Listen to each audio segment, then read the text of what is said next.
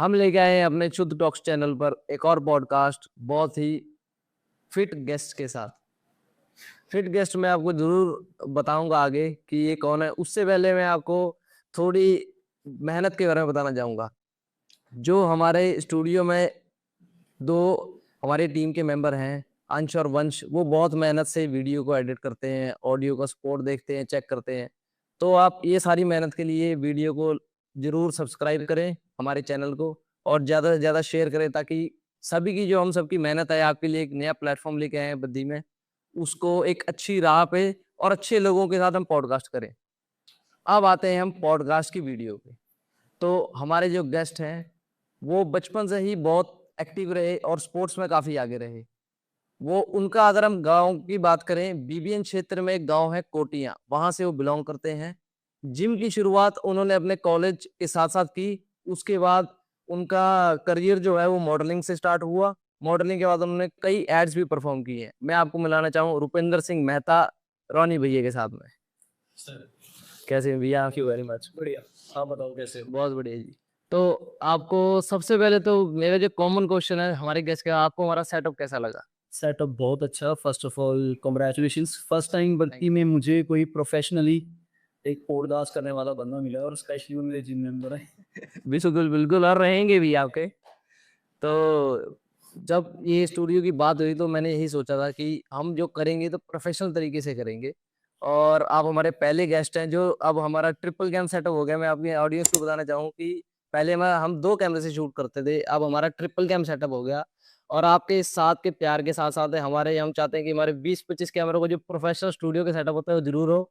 और हमारे गेस्ट रोनी भैया बार बार आते रहे। Thank you very much. तो भैया मैं बहुत खुश हूँ आपके साथ बैठ के, क्योंकि एक फिट बंदा हमारे साथ बैठा है। पहला क्वेश्चन मैं आपसे पूछना चाहूंगा कि आपकी, मैंने तो ऑडियंस को बता दिया मगर आप खुद भी बताएं कि आपकी जो शुरुआत है जर्नी की, इतनी हार्ड वर्किंग रही, स्ट्रगलिंग रही, वो कैसे स्टार्ट हुई आपकी? मैंने प्लस टू नॉन मेडिकल में की, और उसके बाद मैंने सभी के सजेशन, और मेरा कोई इंटरेस्ट नहीं है वैसे, बी फार्मा की मैंने। बी फार्मा के बाद मैंने कुछ फार्मा कंपनियों में काम किया, वही घर से रोटी वगैरह बनाने, शाम को वापस आ। तो धीरे धीरे मैंने अपनी जो फिटनेस जर्नी है वो एज अ स्पोर्टर बोलूँगा, मैं as a assistant trainer Chandigarh bold gym से शुरू हुई। वहाँ से फिर मैंने वो सी जिम शुरू, तो मैंने वो जो स्पोर्टर वाली लाइफ थी वहाँ से लेके एज अ जो हमारी टॉप पोस्ट होती है सीनियर फिटनेस मैनेजर, मैंने वहाँ तक जर्नी की। उससे चलते मैं सेलिब्रिटी पर्सनल ट्रेनर रहा, तो मैंने उस दौरान काफ़ी सेलिब्रिटीज़ को ट्रेन किया। आफ्टर दैट मैंने उसके दौरान मैंने फिर जो ये बॉडी बिल्डिंग होती है, मैन फिजिक क्लासिक, ये सारी में पार्टिसिपेशन करा। फिर उसके बाद मैं इनमें ऑलमोस्ट अभी मैं मेरे गोल्ड मेडल रेंज में मिनिस्ट्री हिमाचल बना 3 टाइम्स। और फोर्थ जो मेरा टाइटल था वो था इसमें मिनिस्ट्री हिमाचल की, जो मॉडलिंग का होता है जी। दिव्य हिमाचल वाले करवाते हैं, तो उसमें मेरा रनर अप था मैं, टचवुड वो। उसके बाद फिर मैंने मूवीज़ वगैरह, पंजाबी सिंगर्स के सॉन्ग्स में, एड्स में, इन सभी में काम किया। तो वो मेरा बहुत अच्छा एक्सपीरियंस रहा। सभी सेलिब्रिटी से मिलना तो मेरे लिए काफ़ी अच्छी बात है, बड़ी बात है। तो हम सब आपकी जर्नी को अच्छे से जानने के लिए बहुत उत्सुक है। तो अब आप एक सक्सेसफुल जिम ओनर भी हैं। हमारे बद्दी में साई रोड पे रोनी फिटनेस एंड स्पा के नाम से हमारी बहुत अच्छी जिम चलती है, और ऐसे ही कई ब्रांचेस हम चाहते हैं कि पूरे हिमाचल में हो। तो जो आज हमारा मेन टॉपिक है वो हमारी डिस्कशन हुई थी कि फिटनेस, जिम और पूरे हिमाचल से रिलेटेड पूरे हमारे भारत में रहेगी, कि उसके ऊपर जो जो बातें आजकल चल रही है उसके बारे में हम करेंगे। तो सबसे पहले मैं आपसे एक नॉर्मल जनरली जो बात करना चाहूँ वो ये है कि कोई बंदा जिम जा रहा है तो उसको क्या सोच के जिम में जाना चाहिए? देखिए, जब भी कोई जिम में जाता है उसके दिल में सबसे पहले एक ना एक उम्मीद होती है कि मैं जिम जा रहा हूँ और मेरा कोच मुझे ट्रेन करेगा, मेरा कोच मुझे ट्रांसफॉर्म करेगा, मेरा कोच मेरी लाइफ। सबसे पहले ट्रेनर को पता होना चाहिए कि वो कौन है और क्या है।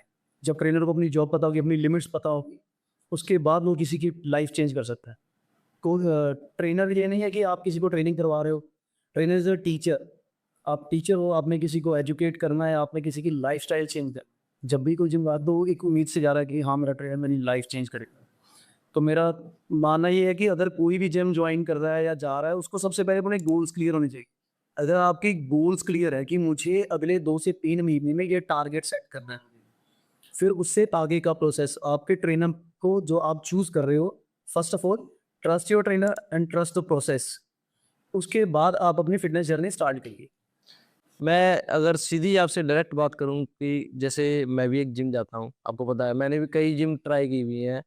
तो हम जिम जाते हैं तो एक नॉर्मल फीस होती है, मेंबरशिप फीस होती है, और एक प्रीमियम मेंबरशिप फीस होती है जिसमें पर्सनल टीचिंग दी जाती है स्टूडेंट को, और जिम जो करता है। तो उसमें डिफरेंस क्यों आता है? देखिए, जनरल ट्रेनिंग में क्या होता है कि आप एक ट्रेनर है, एक ट्रेनर के बाद 10 से 15 मेंबर्स हैं, जी उसको वो सभी को अटेंड करना पड़ेगा। बिल्कुल। ठीक है, वो आपकी जनरल ट्रेनिंग होगी। उसमें मोस्टली मैं उन लोगों को बोलूँगा वो जनरल ट्रेनिंग में रहे लोग, जिन लोगों को ट्रेनिंग करनी आती है, दे हैव गुड एक्सपीरियंस। अगर लोग बिल्कुल बिगिनर हैं, किसी को मेडिकल इश्यूज़ हैं, तो वो हमेशा पर्सनल ट्रेनर हायर करें। अगर नहीं कर सकते हैं तो पहले किसी अच्छे कोच के अंडर ट्रेनिंग करें, उसके बाद अपनी फिटनेस जर्नी स्टार्ट। और अगर किसी ने, जैसे कई चीज़ें आजकल लोग यूट्यूब से प्रोफेशनल तरीके से बन जा रहे हैं, और भी और चीज़ों की बात करूँ तो क्या हम जिम को भी यूट्यूब से सीख सकते हैं? लेकिन नॉलेज के लिए आप नॉलेज दे सकते हो, लेकिन एज अ ट्रेनर आप फील्ड से ही कर पाओगे। अब इन्फ्लुएंसिंग अच्छी भी है और बुरी भी है। आप लोग खुद देख रहे होंगे सोशल मीडिया का क्या हाल है। मैं सभी को नहीं बोल रहा हूँ, मोस्टली लोग मतलब उन लोगों को ज़्यादा फॉलो करते हैं कि जो आपको कुछ अनएजुकेटेड चीज़ें, मतलब वर्थलेस, कि मैं उसको मीनिंगफुल भी मानूंगा नहीं कि हाँ, ये क्या बोल रहा है भाई यार, तो उसको शर्म दो। लो, हम लोग किसी को एजुकेट करना चाहते हो तो आप सोशल मीडिया को कुछ डाल रहे हो, ढंग से डालिए। और सोशल मीडिया अब ऐसा हो गया कि बंदे के दिमाग पे सच चढ़ के बोल रहा है। हर बंदे को फॉलोवर्स चाहिए, हर बंदे को लाइक्स चाहिए, व्यूज चाहिए। जी जी। चाहिए अपने अच्छे काम से लीजिए, ना कि आप किसी चीज़ को मतलब बढ़ावा दे के दो ही अनएजुकेशन पर लेके जा रहे हो। आप उसमें फिटनेस से भी अच्छी चीज़ें सीखिए। आपको यूट्यूब, इंस्टाग्राम हर जगह अच्छे लोग मिलेंगे। बस फ़र्क ये है कि आपको उनसे चूज़ करना आना चाहिए। आपको पॉजिटिव और नेगेटिव लोग हमेशा रास्ते में मिलेंगे। डिपेंड आपके ऊपर करता है कि आपने नेगेटिव लोगों को पकड़ना है, पॉजिटिव लोगों को। जर्नी के बारे में जाना, तो अगर मैं इस प्रोफेशन में आना चाहूँ तो मैंने तो चलो थोड़ी बहुत पढ़ाई की है। आपने बी फार्मा की बद्दी में रह के, जो कि एशिया का सबसे बड़ा फार्मास्यूटिकल हब है, जी, जी। उसके बाद आप जिम प्रोफेशन में है, बॉडी बिल्डिंग प्रोफेशन में है, या मैं कहना चाहूँ फिटनेस लाइन में है, जी। तो घर वालों से बाहर नहीं निकाला उन्होंने धक्के देके कि भाई जा? नहीं, ताने तो बड़े मिले हैं, चाहे दोस्त, रिलेटिव्स, मतलब कोई भी थे कि ये क्या कर रहे हैं, जिम जा रहे हैं, काम कुछ करते नहीं है। तो जब मैंने पहले स्टार्टिंग करी है तो मैंने करी थी चंडीगढ़ से, गोल्ड जिम से। तो जब मैंने गोल्ड जिम से स्टार्टिंग करी है तो धीरे धीरे जैसे जैसे मुझे प्रोफेशन समझ आने लगा है, डाइट के बारे में पता लगा, न्यूट्रिशन के बारे में पता लगा। और जो वहाँ का टाइम था कि आप ये सोच लीजिए 8 घंटे की ड्यूटी होती है, मेरी कई बार 13-13 घंटे की ड्यूटी होती थी। मैं वो शिद्दत से करता था। मुझे मतलब डंबल रैकिंग में मुझे एज असिस्टेंट ट्रेनर मुझे ज्वाइन किया था, लेकिन मैं एज अ सपोर्टर ही काम कर रहा था। और मुझे उस काम में कभी शर्म नहीं आई, ना मैंने किया, ना मैं आज करता हूँ।